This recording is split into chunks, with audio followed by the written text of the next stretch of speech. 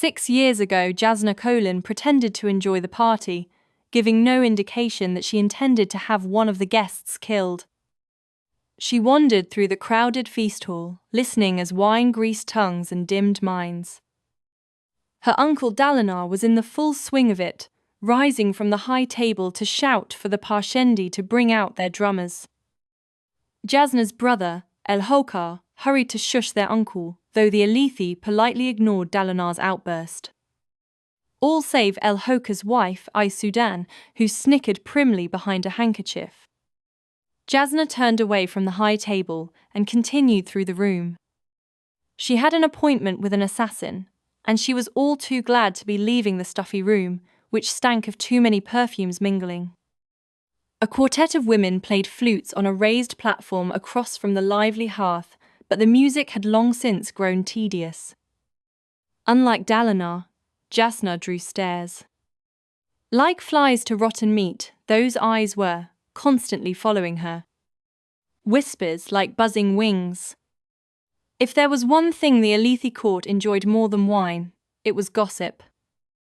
Everyone expected Dalinar to lose himself to wine during a feast, but the king's daughter, admitting to heresy. That was unprecedented. Jasna had spoken of her feelings for precisely that reason. She passed the Parshendi delegation, which clustered near the high table, talking in their rhythmic language. Though this celebration honored them and the treaty they'd signed with Jasna's father, they didn't look festive or even happy. They looked nervous. Of course, they weren't human, and the way they reacted was sometimes odd. Jasna wanted to speak with them, but her appointment would not wait. She'd intentionally scheduled the meeting for the middle of the feast, as so many would be distracted and drunken. Jasna headed toward the doors but then stopped in place. Her shadow was pointing in the wrong direction. The stuffy, shuffling, chattering room seemed to grow distant. High Prince Sadeas walked right through the shadow, which quite distinctly pointed toward the sphere lamp on the wall nearby.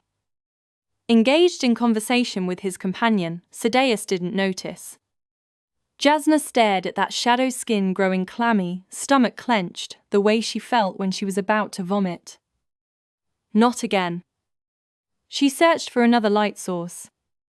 A reason. Could she find a reason? No.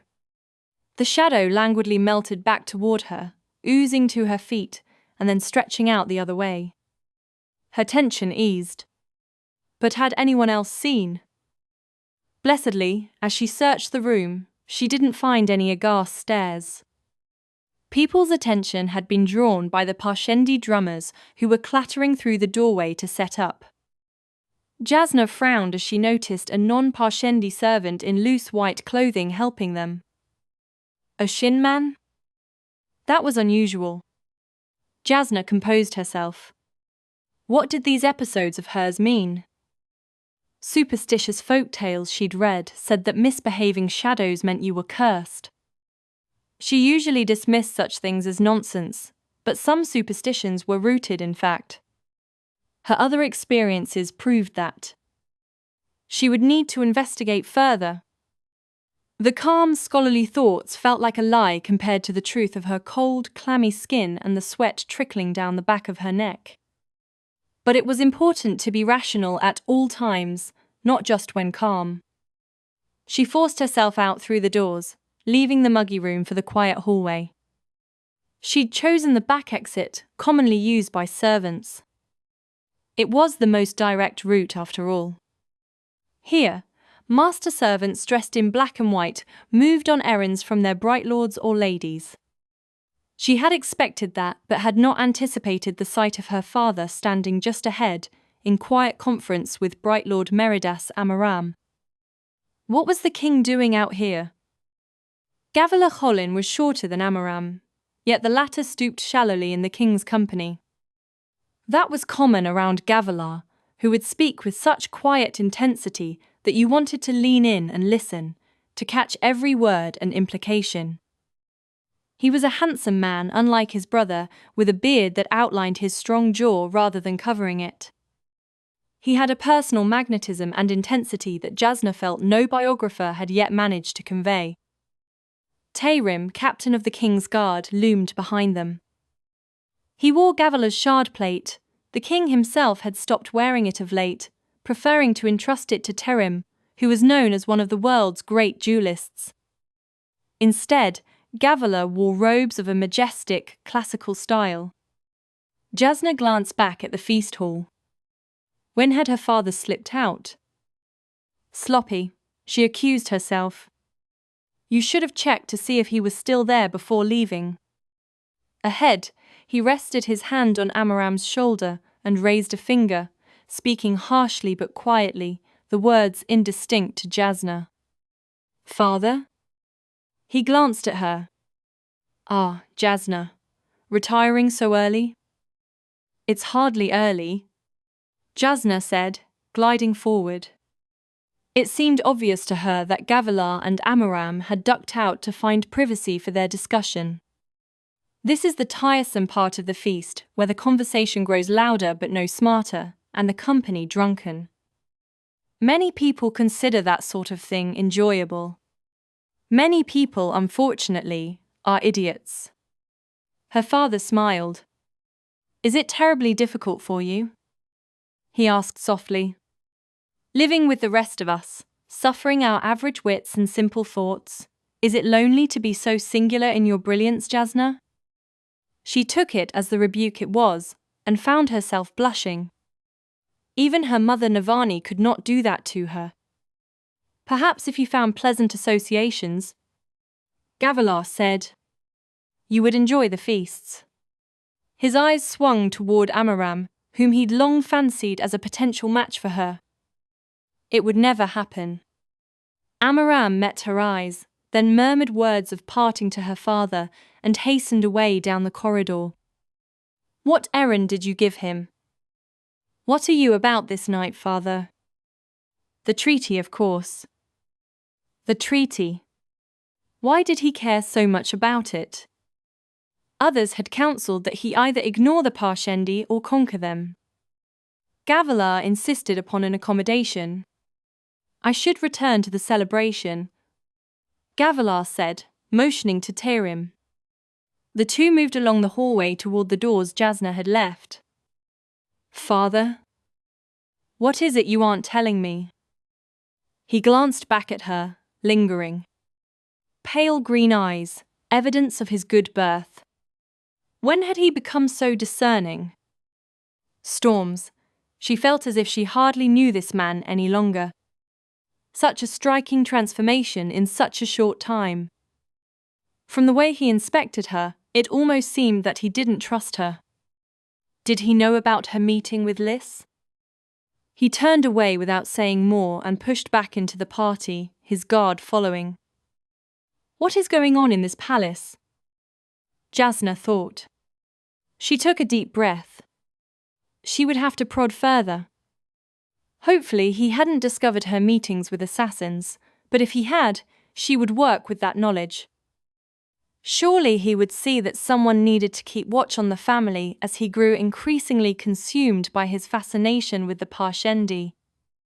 Jasna turned and continued on her way, passing a master servant, who bowed.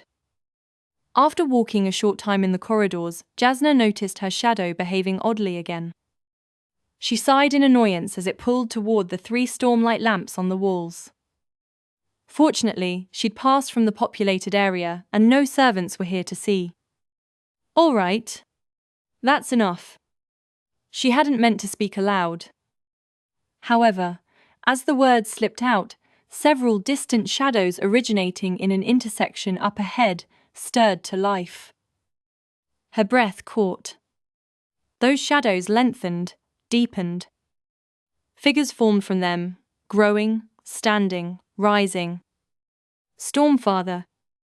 I'm going insane.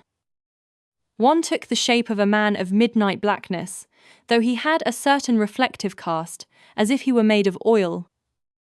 No, of some other liquid with a coating of oil floating on the outside, giving him a dark, prismatic quality. He strode toward her and unsheathed a sword. Logic, cold and resolute, guided Jasna. Shouting would not bring help quickly enough, and the inky litheness of this creature bespoke a speed certain to exceed her own. She stood her ground and met the thing's glare, causing it to hesitate. Behind it, a small clutch of other creatures had materialized from the darkness.